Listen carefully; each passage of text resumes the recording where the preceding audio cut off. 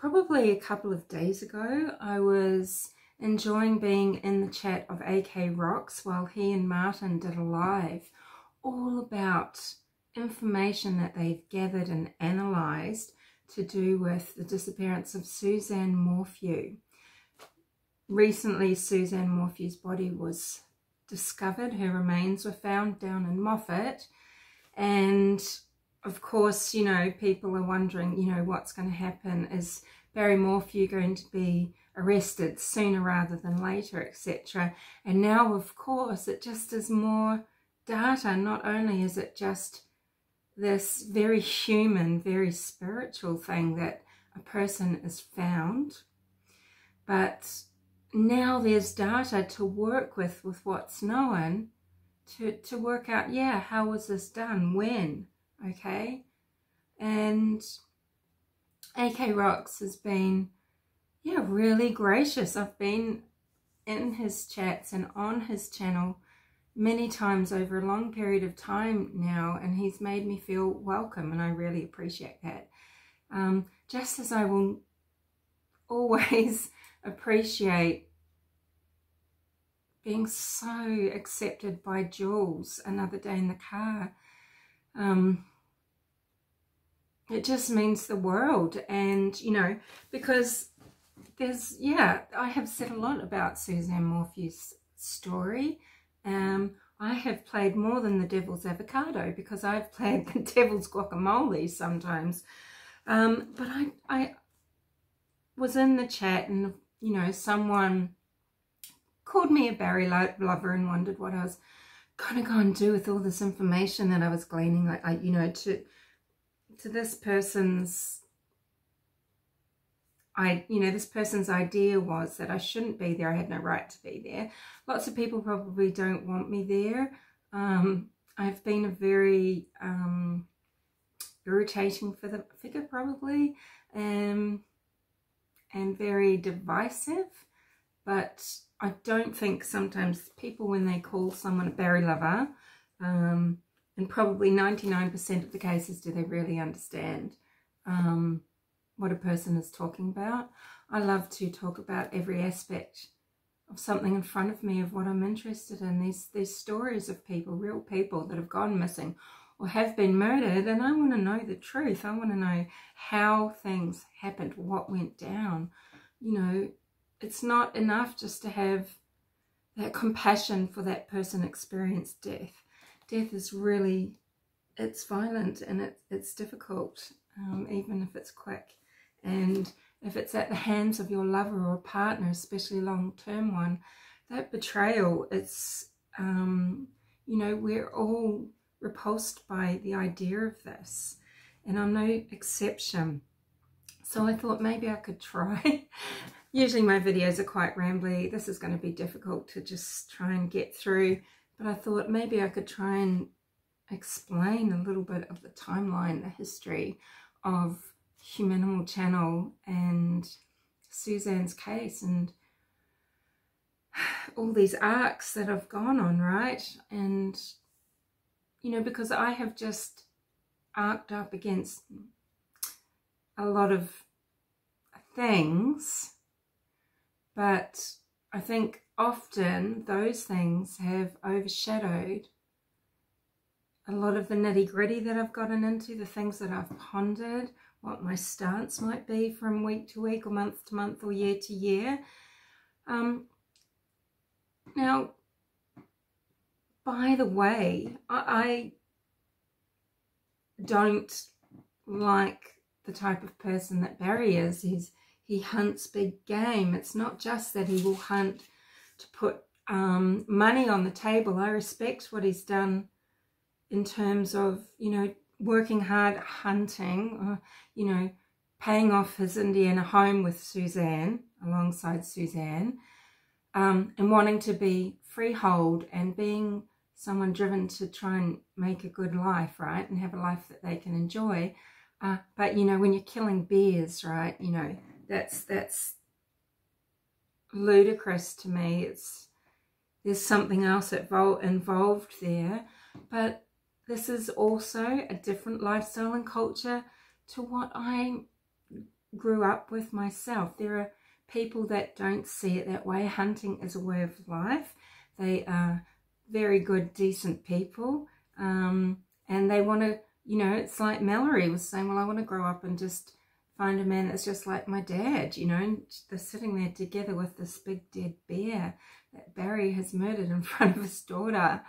But, you know, this is a big problem with true crime, is we take only our own experience and we expect something to fit. And there are so many people in true crime because of their life experience, their personal experience, and they want to be advocates and they want to help others, and they are really deeply connected with people that are survivors and with people that have been victimized. And sometimes they can only see that the way that things happen for them is the way that it was in another situation. I think it's a bit of a trap. And it's kind of like that when you're thinking about people like Barry, because to me that's just, you know, the type of ogre that I wouldn't ever want to be with. I prefer more depth and this particular intelligence and particular humor and just so many other qualities. But you can't, on the other hand, say that there aren't qualities in somebody like that that people don't respect or desire or just find normal because that's how they are, and they feel maybe a sense of protectiveness and just normalcy through it. There's flip sides to everything, okay? And anybody can be abusive, witty people, charming people, you know, and everybody can take people for a ride, right? You know, anyway, we don't want to get too sidetracked. But, you know, I discovered profiling evil, and it wasn't until August, maybe the end of the August, a very quick change came over, and it was probably with the arrival on that scene of Macduff. Okay, and I made some pretty, you know, vile accusatory videos over the years about profiling evil. It's not Mike King. I guess I don't have such a trouble with. Maybe he's just sort of more covert. I don't know. He seems like a genuinely nice person. But, you know, about the jellyfish behemoth that's just going through and eating everything up. That's not making sense. You need to watch my videos. But the thing is, there's so many of them, and people like Lizzie McGuire, that's a pseudonym for the person, you know, calling me out as a Barry lover. You know, this insult that is thrown at people that, do you know what, so what if someone genuinely thinks Barry is innocent? Think of Unmasked, and she did get unmasked. That was really brutal. People went and doxed her. She's, you know, she's a woman that was, I found interesting to listen to. I just loved her rhetoric. She just had a bit of a flow that she would get into, right? She was a good speaker, and she could be highly amusing to get a point across. We shared a disdain for Lauren Schaff. I know that a lot of people want to support Lauren, but I find her an unethical person who doesn't work to the journalistic code of ethics. I've made videos about that. I've made videos about lots and lots of spokes for each case that I'm invested in. Anyway, that turned very quickly around because we know a lot of shenanigans were going on, don't we, with this whole search, okay, and the way that it was set up and what went on, okay. Profiling Evil, they've still got that episode 5 or search day 5 is not on their channel. All their content is down except for these days of the search. And I think Macduff only has, he's got his playlist that he used to call it the Morphew playlist. He did change it to just domestic violence. He had a playlist, Barry Morphew, and then he's got in there a woman he knows that's talking about the 8 stages of domestic violence, you know. And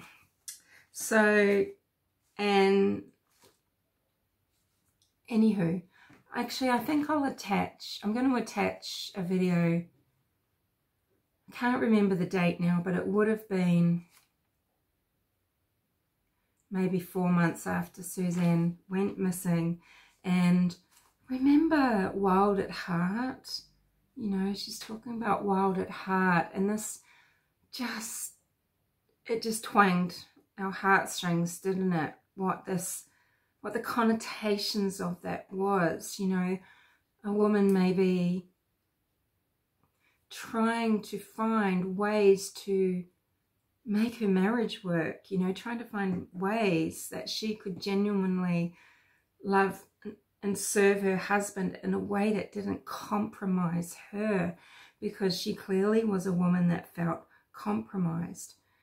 I think what some people might have, see, I would come out swinging sometimes because I felt often that it was Suzanne that was being degraded by the attack about her marriage and Barry, because what did it say about her? It was just, you know, and sometimes I would make videos saying, well, what do we know? How dare we judge their marriage? This is a long-term marriage that has ups and downs.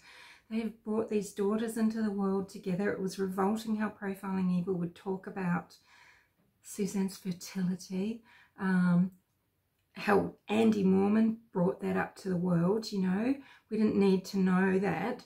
She had cancer very early and in her life, and it was something that could have destroyed her fertility, and she was lucky to be able to have children. Well, guess what I'd say, you know, it was Barry Morphew that gave her those children that she thought maybe she could never have.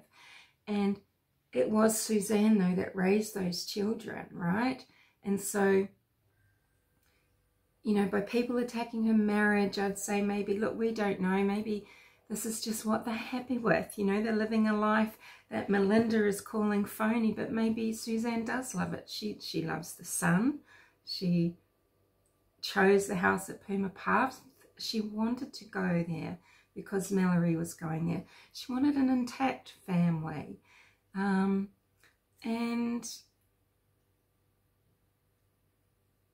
it was only a month after getting there that she reached out to Jeff Libler. But anyway, and same with, the attack, so the attacks that the girls were getting, the vile bullying. I mean, of course, the first thing I was asking was, oh, okay, great. Well, I hope cops have traced their steps. Have they gone and found footage of where these girls were staying? You know, have they checked contact on their phone? Of course, I just want to know what steps were done. I want to know police work is done. I want to know everything's covered. It's not the same as bullying people and harassing these girls. And, you know, I thought this is disrespecting Suzanne, because how would Suzanne feel to know that people are doing this to her daughters? One of them, a minor, I think, at the time. I can't quite remember now. I think Macy might have only been 15 or 16. And it's just rotten.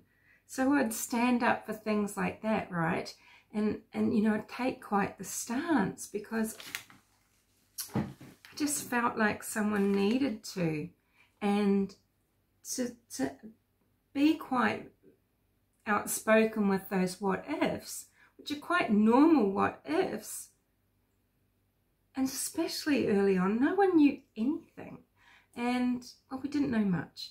And to have that Barry lover slang, you know, it was quite funny. I think Unmasked ended up owning that and put her channel as BL.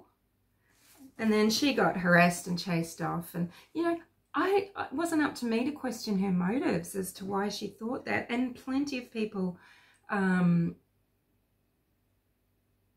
seem to be genuinely of the belief that there's a lot of things that could have happened and it's not necessarily Barry.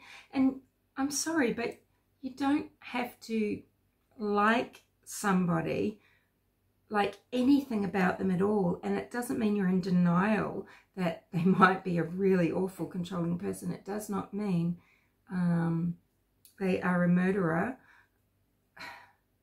and that they don't deserve due diligence, because my stance is that we need to come from the angle that any one of us can be put in this abhorrent position, and there can be things that can look so against us, but it's just not true. And until everything really unfolds. But you know, I started off talking quite openly about how about Barry, and asking, was it premeditated? Was it rage? And I think it was around, yeah, and I think it was in August when I did make a Wild at Heart video, because that just, oh, that made me so sad.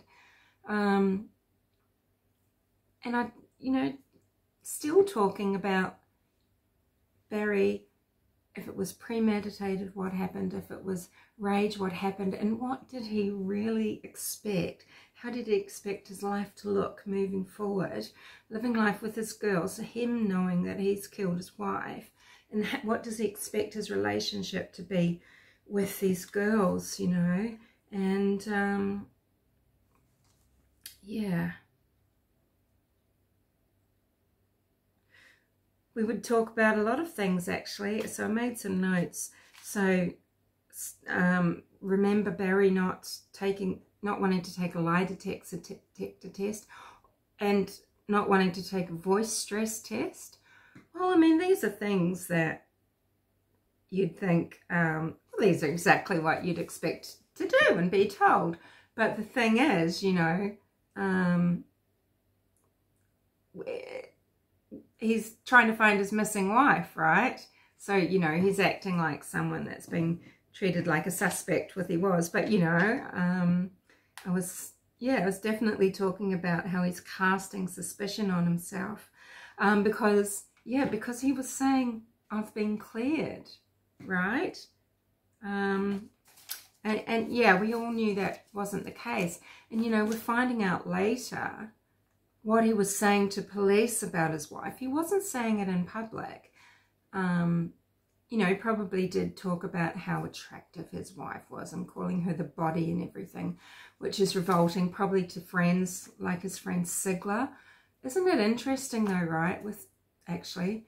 Oh, I'll just finish that other thought first. But he was saying some really horrible things, right, to law enforcement, which we've been able to read in the 129-page PCA, or is it an arrest affidavit? They seem to be called different things in different places. In the AA, he, you know, saying things, yeah, about his wife. It's pretty gross.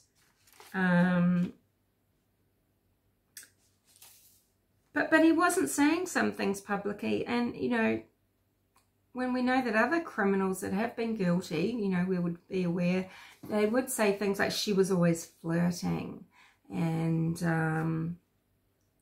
she was always flirting, and, you know,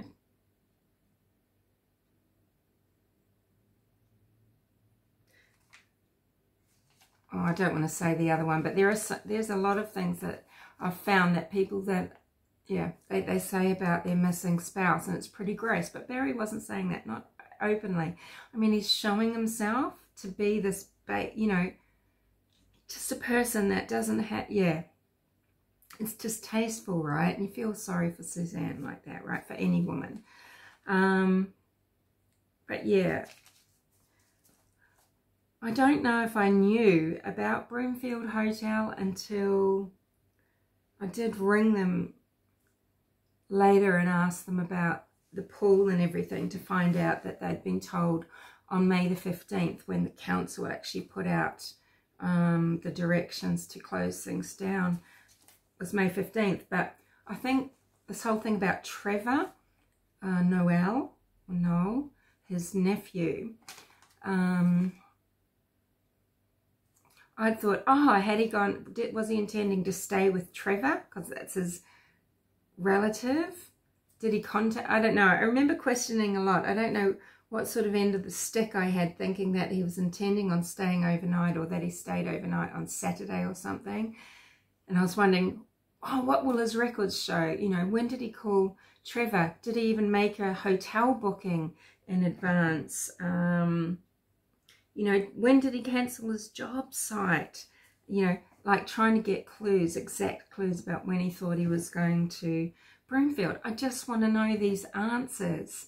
This is carrying through for months and months and months, okay, after Suzanne went missing. I was intrigued by what Tyson Draper had done with his interviews. And Barry did, you know, he's got the injuries here. Everyone goes on about them on his hands. Yes, he did. And actually, AK said he did a experiment, just surprising his wife. And he got scratches on his arms, you know, trying to get someone off.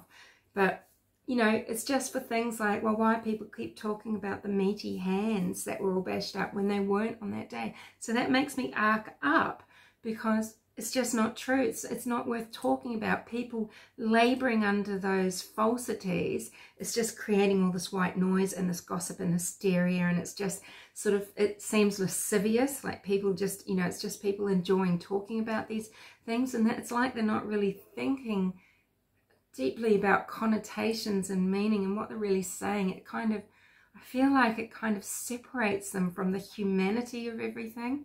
When you just go off on things, I can't describe it, but it makes me really grumpy, because I think, by all means, talk about what you want, give your opinion, but opinion, it has to be based on reality. You can't get to the truth otherwise, because you're distracted.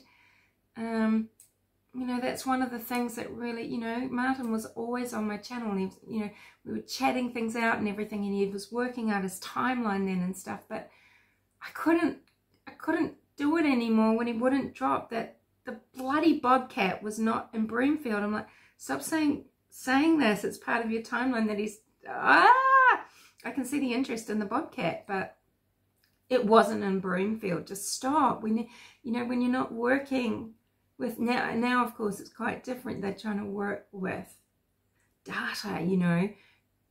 Anyway, so fallings out abounding, and everything was amping up and leading me to really, sounds really exclusionary, doesn't it? It's not. I'm just trying to, you know, I'm trying to own actually some of the things that I've talked about, you know, how their life could have been just beautiful, just what they wanted. Everybody has problems. You know, yeah, but that wild of heart, you know, because is it really just this really safe traditional marriage, or is it really, you know, this subjugation and this narcissistic abuse?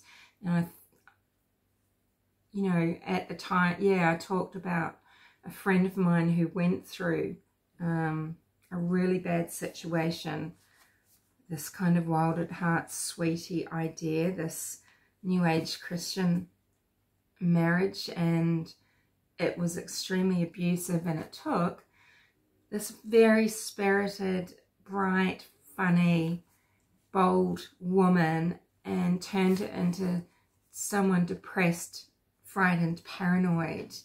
And luckily she left the marriage after 1.5 years, hadn't had children. But you know, I wondered, just that wild of heart, I think that might have been some way of trying to convince yourself that there's a way that you can have the marriage that you don't want, you know. In June, 1st of June, I was wondering, this is 2020 still, you know, no, I'm not going to go through all the 3 years, but, you know, I felt like doing a little review. Actually, yeah, before that I was wondering about what sleight of hand is going on. This was in August still. Because, yeah, as I was saying about Tyson, sorry, this is a mess, eh? As I was saying about Tyson Draper's, you know, wasn't very cool as a cucumber there, right? Talking, but quite different to how he was in that 26-second video. Now, some people, not everybody thinks that there's something to see there, right, in that 26-second plea. Dr. G explains, not Dr. Grant, Dr. G explains, you know, didn't have a problem with it. That's just one opinion, and of course there's millions others, right? And again, it's like, are you going to go and call Dr. G Explains, a very highly trained, highly experienced professional, tell him that he's a berry lover? You know,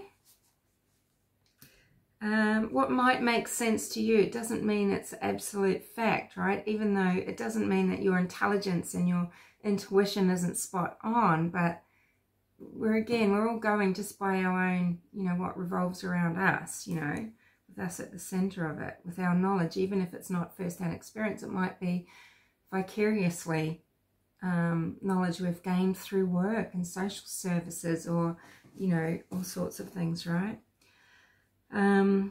But yeah, on the 1st of June, so I was really thinking, is he panicking? What's he looking for? You know, he's looking for other items, right? And I thought maybe he's looking for Suzanne's phone. I mean, I know that it's said that maybe Suzanne's phone was slipped into a drawer, but when Barry was let into the house at 9:37 and gave a baggie to some police officers or what have you, so that they could, I'm speaking so monotone, I'm just a bit tired, so that they could get some bicycle gear as scent for the dogs. And, you know, there was the 18 missing miles, I think. There was that discrepancy with the mileage that Barry had taken to and from Broomfield. In this video, I was wondering, did Barry Morphew know of Suzanne's, because this is 2021, yeah. Did he know of Suzanne's, this is 2021, August, did he know of Suzanne's affair? Was divorce the reason for murder, or was it just some other discovery that just cut him to the core? Something that he found so intolerable, more intolerable than just the idea of divorce, but maybe, you know, the reason behind it, or, you know, that what he would consider complete dissing by Suzanne. He would, you know, and wow, imagine if he knew it was Jeff Libler too. That must cut to the bone now, right? That old high school, you know, not adversary for Suzanne's love, but, you know, someone that made a weak play, you know, Jeff Libler, just showing Suzanne, you knew his true colours from the start, right? Because he knew you were with Barry. He fooled around with you and then he just gave you up, right?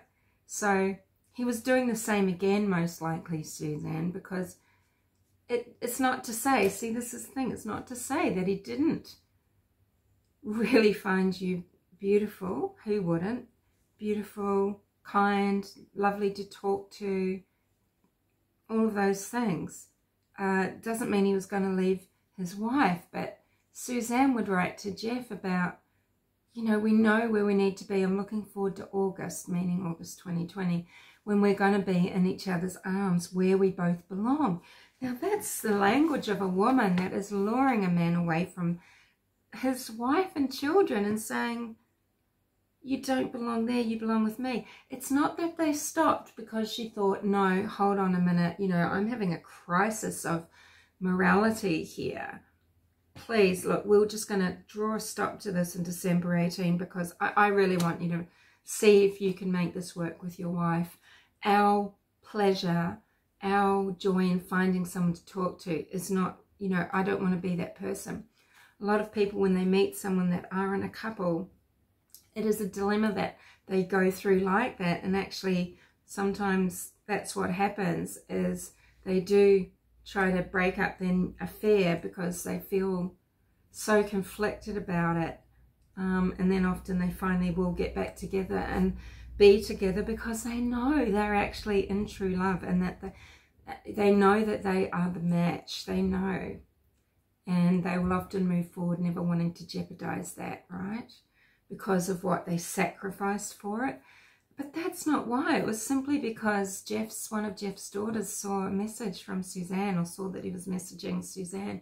They thought, well, we better call it. But then it came on to get hot and heavy to the degree that, you know, they were seeing people.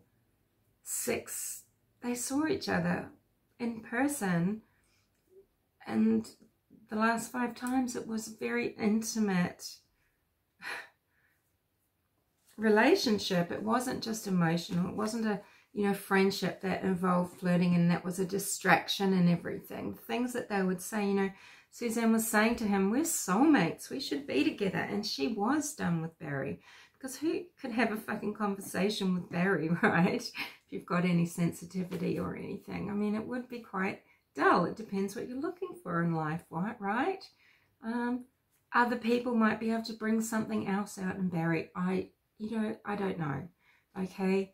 I've never met him, and I don't know many men like him, so I don't know how that goes. But Suzanne was bored. She was over it, and she didn't like that she had to play such a role. I mean, you know, it was Barry that was defining their roles, telling her what to do to be a wife, and then whatever he did was being a husband.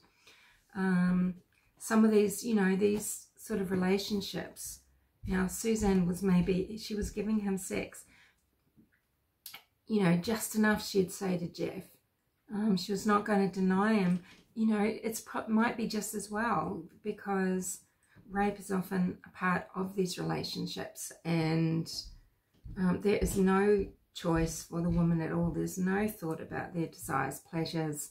They're not a person, okay, to their controller. But yeah, I just had so many questions. I was so furious about the hotel room not being processed. And I was wondering about red herrings, because, you know, it's like, well, maybe Barry Morphew, is he just trying to get this off his mind? His wife's missing, but he's still able to turn up at work and put down a concrete slab. Because didn't he keep working after Suzanne was missing, working at Vanderveer, and didn't he lay the concrete after? And I wonder, did that prompt, I mean, you have to think, I think I had a video around this time too, is he an evil genius? You know, to be able to think of all these red herrings, right? Some of them so stupid, if it's him that's throwing, you know, helmets off cliffs and things like in the bike, right? Which it probably is, but, you know, to think of putting your phone in airport mode to make it look like you might be doing something on the way to Broomfield when maybe you've done something the night before and gone in the opposite direction. I mean, this is a cunning mind, you know, that's really able to think on their feet, kind of. Same with the, you know, that laying of the concrete slab that then got a big rectangle cut out of it, right? But the funny, you know, that lady, the old lady, was the neighbour of Vanderveer, the property down in County Road 105. That was the flat River Beach property, and she heard a machinery going at night, but she didn't look out the door. She didn't open the door or look out the window. I mean, she's an old lady, so, you know, but she did, she heard it, and it must have been Friday night. And I think I'd thought for a while, I think I'd misremembered or something, and thought that he was laying a concrete slab then, or something like that. But I don't think so. I think he was just moving shit around. Who knows? But I think he actually went and laid this concrete slab. Maybe just got to keep going. Got to get this money in if I don't complete this job.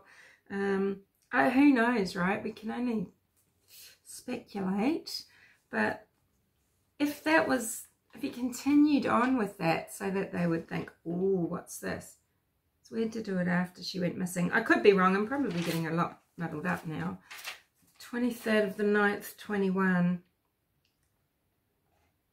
Oh, yes, I was definitely in the naughty corner by now, I was saying. Morphew was out on bail, 500k, and he really looked 70, not 54. I think everybody thought that he just looked so, just a shell, right? You know, and I remember thinking, wow, you know, I'd never really realised what a hustler he was with the thing. Well, I had kind of had grasped that through some avenues, but we were really convinced of it then because we knew about things like selling his business twice. And we knew that Suzanne didn't really like the way that Barry did business because of her list of grievances. And I was really annoyed that people were calling Suzanne just a housewife. And, you know, I really feel like a lot of people don't realise sometimes when they were blasting Barry, and I'm not talking about people that I've mentioned earlier, but that they don't realise that they're actually being really disparaging to Suzanne. It's just in this sort of oblique way. So I always get annoyed about it. But, you know, they talk about her like she's just a housewife. You know, raising children is a huge contribution, and she did just so much more than that. And she tried a long time to be a good wife, and she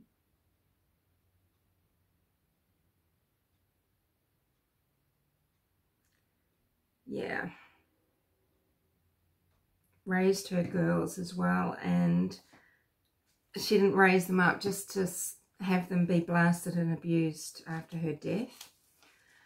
It says 31st of October 2020. Lauren Shaft was still annoying me about Barry burying Suzanne in Broomfield, right? And also, you know, I felt like there was a lot of pushes of narratives because a lot of conversations seemed to be edited, like interviews and things, and it seemed like there weren't these follow-up questions so that things could be really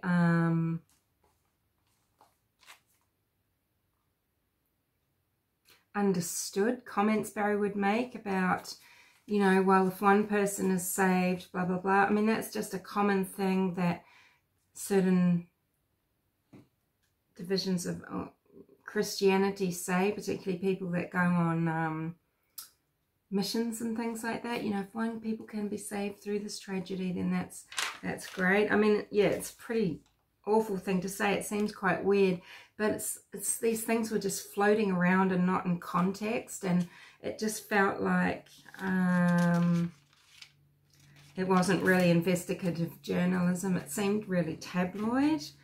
I was wondering what an opportunist he was, because 70k of his money, how quick thinking is he when he's got the agents or whatever there in his garage, and then he's saying, hey, my money's gone. Did he just think of that on the spot or during the course of whatever planning he might have done, to sort of tie that opportunity in as well?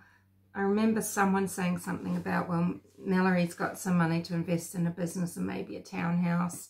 I wondered if it was that mission cash. I wonder, but yeah.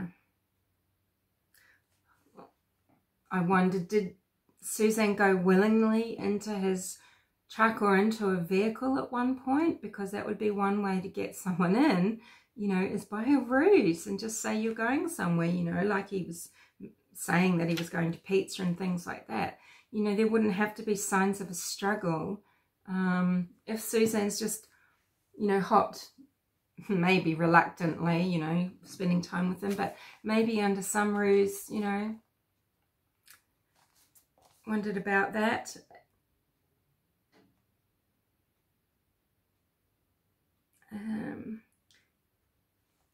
You know, but then again, I would say things like, because AK had said, oh, they found 3 women that had an affair and everything. And I'm like, well, the FBI is still not finding anybody. What's with this? You know, I couldn't quite work it out. So, of course, I'm just questioning things because I want to know. I want to have things right.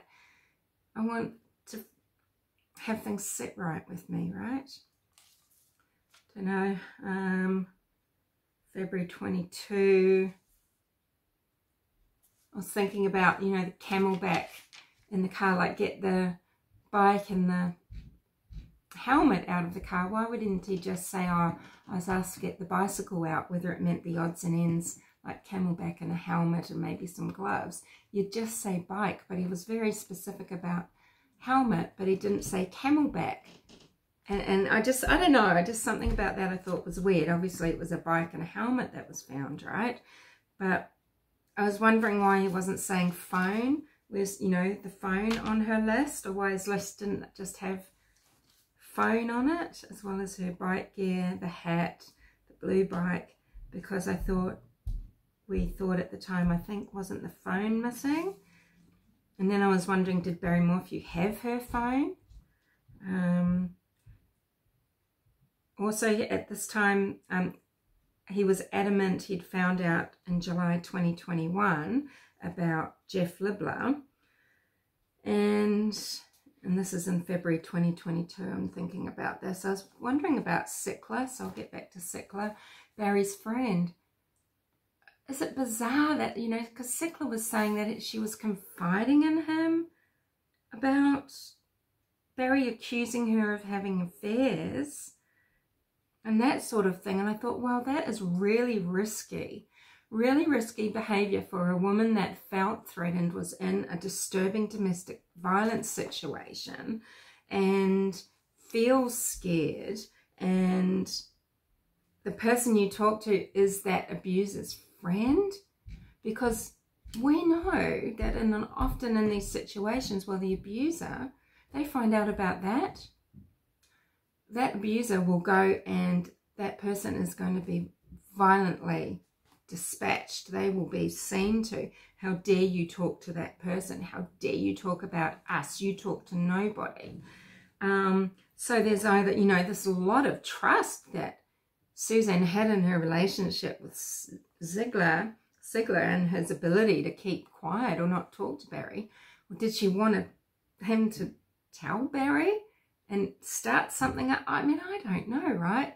So, you know, I think it's fair to talk things through about the relationship and thinking about what was real and what was not. We know abuse takes all forms, and there was probably